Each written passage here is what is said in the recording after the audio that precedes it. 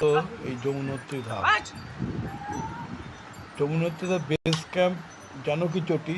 জানকী চটি থেকে প্রায় 5.5 কিলোমিটার দূরে এই যমুনোত্রী ধাম, এবং এখান থেকে হেঁটে উঠতে হবে, কেউ বা হেঁটে, কেউ বা পিট্টুতে, কেউ ঘোড়ায় উঠে, আবার কেউ কারোর ঘাড়ে, 4জনের ঘাড়ে চেপে ডুলিতে করে এই যমুনোত্রী ধামের দিকে রওনা দিয়েছে। আর 1 কিলোমিটার ওই দেখ, প্রাকৃতিক দৃশ্য অপূর্ব, পাশ দিয়ে যমুনা নদী বয়ে চলেছে, এবং এসে গেছি প্রায়। তার যে প্রকৃতির যে শোভা, পাহাড়ের যে দৃশ্য, তা এক কথায় অভাবনীয়।